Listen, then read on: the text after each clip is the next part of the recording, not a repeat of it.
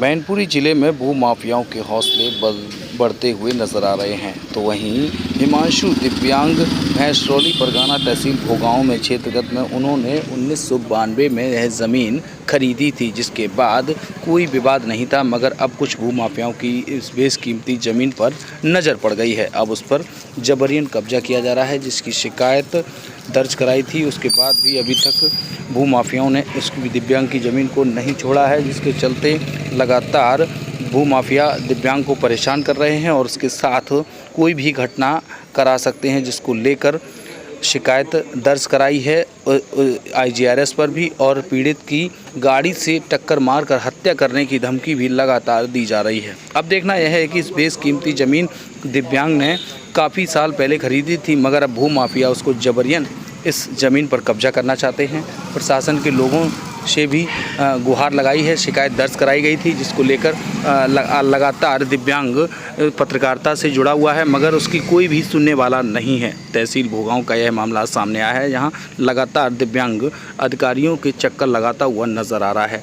दिव्यांग पति पत्नी दोनों ही दिव्यांग हैं, इसलिए उसका फ़ायदा भी उठा रहे हैं और उसको यहाँ से भाग जाने और ज़मीन छोड़ जाने की धमकी भी लगातार दी जा रही है। तो वहीं दिव्यांग हिमांशु यादव ने बताया है कि उसके परिवार के लोगों ही द्वारा एक षड्यंत्र रचा जा रहा है, जिसके तहत ही उसकी ज़मीन पर जबरन कब्जा किया जा रहा है। फिलहाल हिमांशु यादव से जब बात की गई तो हिमांशु यादव ने पूरी घटना का अनावरण करते हुए क्या जानकारी दी है, आइए सुनते हैं पूरी इस खबर के जरिए।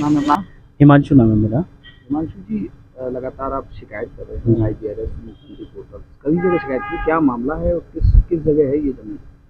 ये मामला मेरी ज़मीन का है, जो ज़मीन फर्जी गवाह पेश करके बैनामा करवा लिया गया है, जिसका मालिकाना हक 1992 से हमारे पास है। 2021 से हमारे ऊपर जो आरोपी पक्ष है वो दबाव बना रहे थे कि ज़मीन हमें बेच दो, लेकिन मेरी ज़मीन बेशकीमती है, मैं बेचना नहीं चाहता था। तो उन्होंने क्या किया कि जो पूर्व विक्रेता हैं उनके सहारे ज़मीन के फ्रंट का लंबाई में नहीं चौड़ाई में बैनामा करवा के मुझे पीछे धकेल दिया है और मेरा पूरा फ्रंट कब्जा कर लिया। अब चारों दिशाओं से मैं घिरा हुआ हूँ, मेरे पास रास्ता नहीं है जाने का। आरोपियों ने ये ऐसा इसलिए किया ताकि वो ज़मीन को मैं मजबूरी में बेचूं और फिर वो उसे ख़रीद लें, क्योंकि बेशकीमती ज़मीन है तो उनकी नज़र पहले से थी उस पर। उन्होंने मुझे पहले प्यार से कोशिश की कि मेरे से वो ज़मीन ले लें, लेकिन जब बात नहीं बनी, मैंने मना कर दिया, तो उन्होंने फिर धमकियों का और साजिशों का दौर शुरू कर दिया। अब जब ये ज़मीन उन्होंने लिखवा लिया, बैनामा करवा लिया, और जब मुझे पता चला अभी 1 मई 2024 को उन्होंने बैनामा करवाया, उसके बाद जब मुझे पता चला तो मैं अधिकारियों के पास गया और मैंने इस पर आपत्ति दाखिल करने की कोशिश की।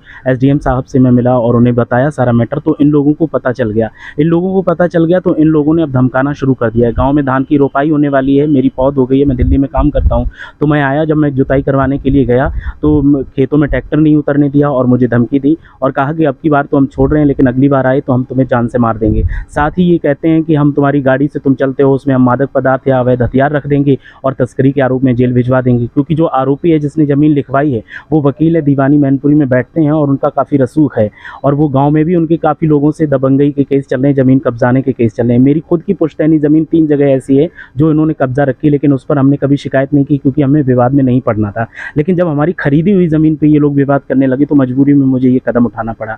हालांकि हमने समझौता करने की कोशिश की, हमारे तमाम रिश्तेदार ऐसे हैं जिनसे मैंने फ़ोन करवाया और कहा कि आप समझौता कर लीजिए, जो ज़मीन आपने ली है वो चौड़ाई में नहीं लंबाई में ले लीजिए, ना मेरा फ्रंट खराब होगा ना आपका होगा। आपने 7 विसे लिखवाइए, मुझसे 8 विसे ले लीजिए, लेकिन लड़ाई नहीं करिए। लेकिन ये लोग राज़ी नहीं हुए, क्योंकि इनका मानना है कि अगर हम राज़ी हो जाएंगे तो फिर जो बाकी की ज़मीन है वो हाथ से निकल जाएगी, और चौड़ाई में अगर हम रखेंगे तो ये मजबूर में ज़मीन बेचेंगे और फिर औने पौने दाम में हम ये ज़मीन खरीद लेंगे।